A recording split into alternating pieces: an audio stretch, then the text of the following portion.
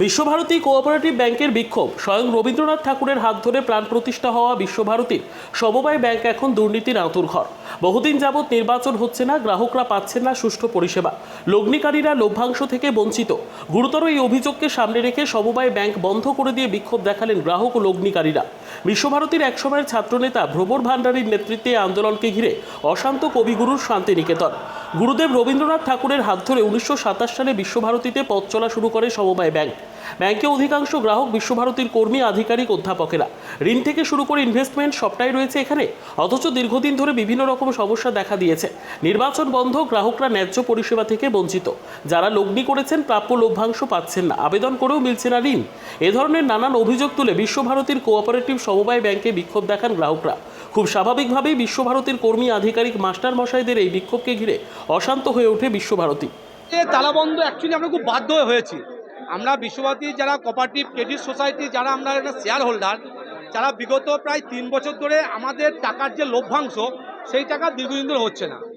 বাৎসরিক শেষে যে স্মারক সেই টাকাও পাচ্ছি না, 1% যে ইন্টারেস্ট টাকা ফেরত পাই সে টাকাও পাচ্ছি না। কারণটা কি? এখানে কোনো বোর্ড অফ ডাইরেক্টর বা ইলেকশন হয়নি। ইলেকশন হয়নি তার জন্য দায়ী তো আমরা নয়, ইলেকশনের দায়ী আমরা নয়। আমরা বুঝি না, আমরা কোঅপারেটিভ ব্যাংকে কেউ বাড়ি অসুস্থ হয়েছে, কেউ বাড়ি করবে, বেশি সুদ সহকারে আমরা একটা লোন নিয়েছি, সেই টাকাটা আমরা ফেরত চাইবো, এটা তো আমাদের ন্যায্য অধিকার। কিন্তু বারবার কর্তৃপক্ষ যদি মনে করে যে কর্মীদের শেয়ারহোল্ডারদেরকে এইভাবে বঞ্চিত করবো, সেটা হতে পারে না।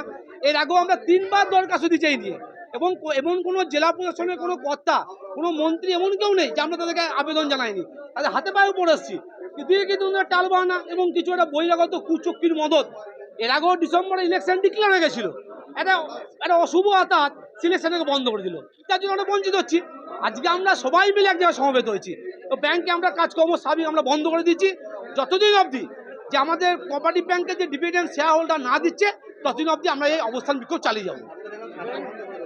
সেটা বন্ধ করে না, কর্মীরা আছে, কোনো কাজকর্ম হয় না। তো আমাদের পয়সায় ট্রানজাকশন হচ্ছে, কোটি কোটি টাকার ট্রানজাকশন হয়, লাভটা তো ব্যাংক করছে, আমরা তো লাভ করছি না। তাহলে বন্ধ থাকুক, আমাদের টাকায় ব্যাংক চলবে, আমাদের টাকায় সব কিছু হবে, অথচ আমাদের ন্যায্য পাওনা পাবো না, এটা হতে পারে না। আমরা তো বসে সিদ্ধান্ত নিচ্ছি, সব কর্মীরা আমাদের এখানে বসে আছে, আমাদের শেয়ার হোল্ডারে বসে সবাই একসাথে সিদ্ধান্ত নিচ্ছি। আমরা ভ্রমর ভান্ডারী। বিশ্বভারতীতে এই 32 বছর সার্ভিসের যে পরিস্থিতিতে আমরা পড়েছি, এরকম আমরা কোনোদিন পরিস্থিতিতে পড়ি নাই। সমবায় অ্যাক্ট বলছে, কিন্তু পশ্চিমবাংলার সব জায়গায় ভোট হচ্ছে, একমাত্র cooperative bank Visva Bharati cooperative society যেটা, সেটাই কিন্তু টালবাহানা করছে। এটা কিন্তু নির্বাচন হচ্ছে না। এটা কি বিশ্বভারতী ক্রেডিট সোসাইটি কি পশ্চিমবাংলার বাইরে না ভারতবর্ষের বাইরে? যদি অ্যাক্টই যদি বলা হয়, তাহলে সেই অ্যাক্ট অনুযায়ী তো পশ্চিমবাংলার সব সমবায়ের ক্ষেত্রে তো সমান প্রযোজ্য। হ্যাঁ, সেখান থেকে আজকে নির্বাচন হচ্ছে না, এবং আমরা যারা প্রায় 70 থেকে 80 হাজার টাকা ডিভিডেন্ড পাবে এক একজন কর্মী, যারা চতুর্থ শ্রেণীর কর্মী, যারা এই টাকাটার উপরে তারা তাকিয়ে থাকে যে তারা বিভিন্ন উৎসব অনুষ্ঠানের আগে এই টাকাটা পেয়ে থাকে, কিন্তু 3 বছর ধরে সেই টাকাটা যায়নি। এই অডিট রিপোর্ট হলে পরে 4 বছরে পড়বে। কী কারণে দেওয়া হচ্ছে না, কী কারণে নির্বাচন হচ্ছে না, সেটাও কিন্তু পরিষ্কার করে বলা হচ্ছে না। এই কারণে আজকে আমরা অধ্যাপক এবং বিশ্বভারতী কর্মী যত শেয়ার হোল্ডার আছে, আমাদের এই ডেপুটেশন, যাতে এই কঠিন সময়ে যেন সে একটা পর্যটন পায়। আমার নাম স্বপন হাজরা, আমি উদ্যান বিভাগে। আজকের ক্ষোভ, আজকের যে দাবিগুলো খুব ন্যায্য ব্যাপার, কিন্তু আমাদের যেটা সোসাইটি চলে একজন বোর্ড অফ ডিরেক্টরের মাধ্যমে চলে, এবার সেক্ষেত্রে গভর্নমেন্ট থেকে ইলেকশন অফিসার দেওয়া হয়, বোর্ড তৈরি হয়, বোর্ড তৈরি হলে বোর্ড অফিসটা পরিচালনা করে। আমরা কর্মী, আমরা তাদের যেগুলো সিদ্ধান্তগুলো আমরা কার্যকর করি। এখন আমাদের বোর্ড আগস্ট মাস 21 সাল থেকে চলে গেছে, কোনো বোর্ড নেই। এবারে যা বোর্ড না থাকার জন্য কী হচ্ছে, আমরা কোঅপারেটিভ অ্যাক্ট রুলস মতো ডিভিডেন্ড দিতে পারছি না। কোঅপারেটিভ অ্যাক্ট রুলস অনুযায়ী আপনার ডিভিডেন্ড প্রদানটা একেবারে বাঁধা। সেখানে জেনারেল মিটিং হবে বোর্ডের, জেনারেল মিটিং অ্যাপ্রুভ করবে, তবেই ডিভিডেন্ড দেওয়া যায় মেম্বারকে। এর ছাড়া আর কোনো বিকল্প রাস্তা নেই।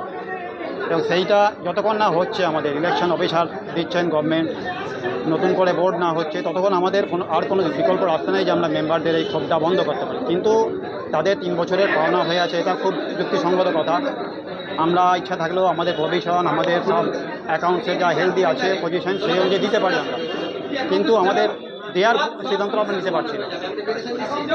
আমরা প্রত্যেক মেম্বারদের গিফটও দিয়ে থাকি, আমাদের অ্যাকাউন্টস বা আমাদের অডিট হওয়ার পর আমাদের আর্থিক অবস্থায় যা হেলদি মেম্বারদের আমরা গিফটও দিয়ে থাকি, সেটাও 2 বছরে পাওনা হয়ে আছে। তো সেগুলো না পাওয়াতে ওনাদের যেগুলো এই যে আজকে ডেপুটেশন, ওনাদের ক্ষোভ, ওনাদের আজকে এগুলো খুব খুব যুক্তিসঙ্গত, এগুলো ন্যায্য, আমরা সেগুলোকে অস্বীকার করছি না। তো আমরাও বসে না, আমরা পরপর ডিভিডেন্ড এর জন্য চিঠি দিয়েছিলাম এআরসিএস, আমাদের প্রশাসন ডিপার্টমেন্ট, ওয়েস্ট বেঙ্গল গভর্নমেন্টে মন্ত্রী মশাইকে চিঠি দিয়েছিলাম, কিন্তু পরপর চিঠি দেওয়ার পরেও কিন্তু কোনো উত্তর আমরা পাইনি যে আমরা কী করবেন। আমরা চিঠি দিলাম, অফিস বন্ধ করে দিল, কাজ তো হচ্ছে না, তাহলে কী করবেন? এখন এই মুহূর্তে তো কাজে বন্ধ হয়ে থাকছেই। আবার কি আমাদের আলোচনা হোক, আপনারা হয়তো আলোচনায় বসবেন, আলোচনা করে যা সিদ্ধান্ত হবে সেই মতো আমাদের চলতে হবে। আপনার নাম? নিলয় দাস, আমি এখানকার ব্যবস্থাপক দায়িত্বে আছি।